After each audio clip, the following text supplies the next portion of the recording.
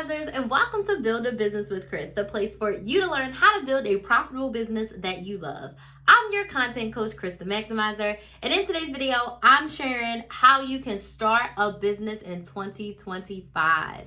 When I'm recording this video, 2025 is around the corner. It is going to be here in a few more days. And I know so many of you are like, forget this, we need to make more money. Now, with the changing climate in the United States, in my opinion, the only thing that can save you is to make more money. And a great way to make more money is to start your own business. So in this video, I'm going to break down my top tips for helping you to start your own business in 2025. So let's dig right on in. My first tip for you is to decide what problem you want to solve. A lot of times people jump right into what they want to sell, which is cool, but at the core of it, the best businesses solve a problem or offer convenience. So what problem do you want to solve with your business? When I first started, I decided I wanted to help women save money. I wanted to solve the problem of women couponing ridiculously for things that they didn't need and not actually seeing the money that they save in their bank account. So I wanted to solve the problem of helping women save more money intentionally. So I started off being a coupon coach.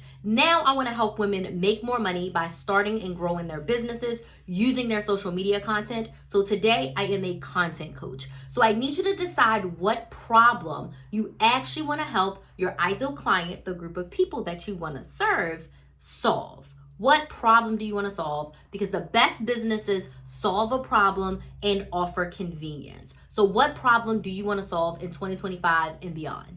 Second, you've got to figure out what is the best way to solve said problem. Now, when there's a problem, there's usually a way for you to solve it with a product, meaning something physical or digital that you give to your client. They use it on their own, they work through it, and they get their own results. Versus a service, something where you coach, provide, lead them through something from A to Z, that they start one place, they end another place, and they get the results that they desire through said transformation. So for example, I wanted to help women save money.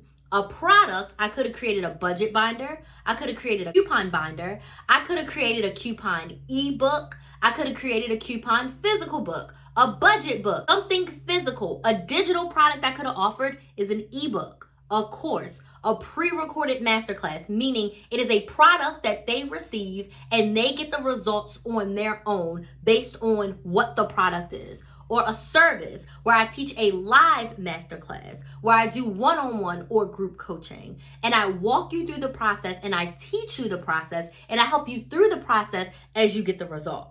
Okay, you see how I'm helping you solve the same problem, but I can give it to you in a physical product or I can give it to you in a service. Just like if you want to help women lose weight, you want to help women get healthy, you can sell them a cookbook, you can sell them a nutrition book, you can sell them a course with all the best workouts to do. They buy it, they use it, they get their results.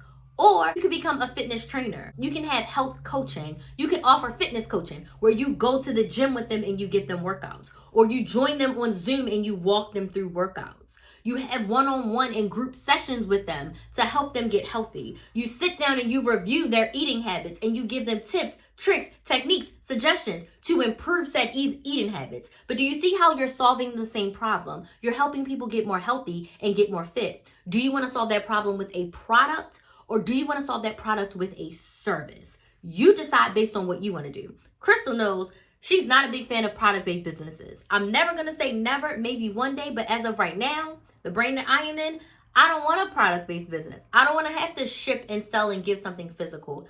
I love services and some digital products. I'm not a big ebook girl, but I will create a pre-recorded masterclass in a hot second, okay? I love teaching. So a service works best for me. But based on the problem that you want to solve and how you want to solve it, do you want to do a product or service? Next is very, very, very important. It's time for you to price your product or service. So if you are doing a product, how much does it cost to create the product? You need to know how much it costs for all of the materials to put the product together, whether physical or digital. And then you also have to decide, as a small business owner, I believe you should make money from day one. So the day somebody pays you is the day you pay yourself. None of this, I'm working and not paying myself. That's BS. So when you are pricing your products, how much do you want to make from each one? When I come up with a product, how much money does Crystal want to make from it? When I'm hosting an event, yes, there's going to be fees associated to the event, but how much do I want to make from each ticket? So if you are selling candles, how much money do you want to make from each candle? If you want to make $5 per candle, your price will start at $5. And let's just say for all of the materials, it costs $6 for all of the candles. So that means your bare minimum price that you cannot go under is $11, because that's to pay yourself. And that is to pay for all of your materials for your candles. So you can't sell your candle for $10 because you're losing money. Your candle needs to be $15 or even $20 to make sure that processing fees are included. If you ever want to offer a discount, a promotion, a sale, you have buffer in your pricing for that. If materials go up before you have a chance to up your prices, you're not losing money or you losing out on what you're paying yourself because you have a buffer in your pricing. So make sure you sit down and you get crystal clear. I have a video here that I will link on how to price your products and your services, but make sure you price them appropriately. For services, very similarly, how much is this transformation worth? If you are going to help someone lose weight, what is that worth for them? That is priceless. But you're going to have to put a monetary value to it and decide how much to charge per workout or per group coaching class or per one-on-one. And again, include how much do you want to make? If you're doing a group, how much do you want to make off every person?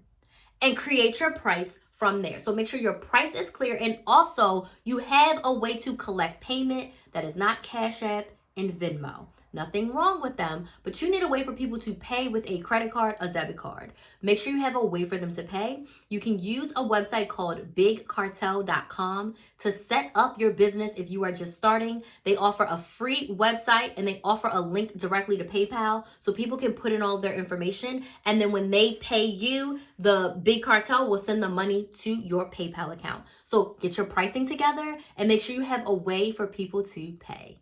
Next tip, you're going to pick one social media platform to start your build your audience so that you can start to sell. You cannot start your business on Monday, start your Instagram on Tuesday, and say, buy my candles on Wednesday. That is not going to get you sales. You want to pick one social media platform, Instagram if that's yours, and you are going to start to build an audience by attracting the people that need their problem solved by your product.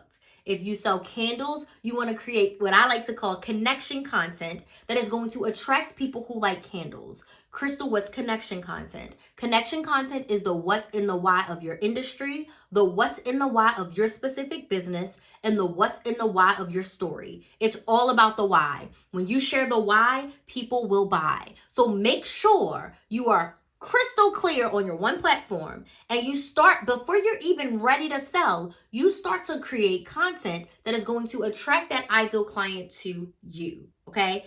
Connection content, build an audience. I suggest you do this for 6 to 8 weeks before you sell a daggone thing, because the worst thing you can do is have 5 people following you and try to go and sell something. No one's going to buy. The worst thing you can do is to think that going viral is going to be the key to your success. That is not it. The key to your success is consistency. I have tons of videos here. I'll link some here on how to consistently create content for your platform. But I need you to pick one platform, just one, and create connection content to build that audience. Next tip for you, you're going to prepare to launch. Now you're going to be creating connection content for 6 to 8 weeks, but I want you to pick what day do you want people to buy from you. Okay? Say you want people to buy on my birthday, February 15th is the first day of your open cart. 14 days before that, so around February 1st or 2nd, you are going to do what I call the pre-launch phase. This is where you're going to tell your audience exactly what you're going to sell to them. What candles, what sizes, the pricings, how they help, what are they for, who they're for. You're going to tell them all the details.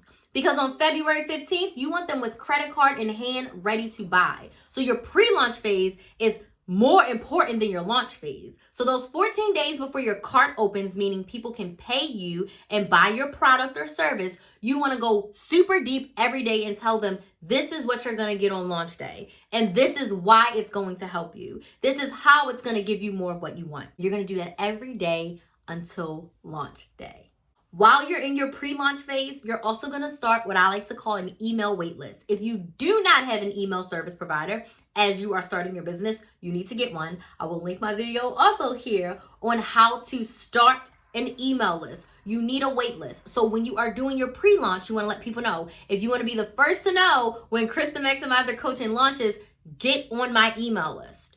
and put the link there in your bio, right on your website. You can go to KristaMaximizer.com right now and get on my email list. So that way, when the cart opens, you have a list of people who have already self-identified that they want to buy from you. The wait list is essential when you're starting a business. Next tip, sell your ass off. Excuse my French. I love that term. But in order to get the sales, you have to sell. So for those first 10 days of your launch, you should be selling every single day, sharing the why of your product and why it helps your ideal client get more of what they want and why it is the best option for them. Share the why. The why, and then you let them know this is how you can buy. This is where you can buy, making it easy for them to be able to go and pay you and get what they need. Get the product or service that they need to help them get the results that they desire. So sell your ass off every day of that launch. And my final tip for you is to follow up. The fortune is in the follow-up. So follow up with all comments, DMs, emails, questions, all the things, because you want to be super engaged with your audience, because then they'll see you, they'll understand, they'll get their questions answered, bada bing, bada boom, then they'll become a paying customer. So these are my tips to help you start a business in 2025. I would love to know what questions you have about starting a business down in the comments. I'll be more than happy to answer them. I want to invite you to subscribe to Build a Business with Kris if you have not subscribed already, and make sure you get on my email list so you can get notified the next time that I go live. I want to thank you all so much for watching, and I'll see you in the next video.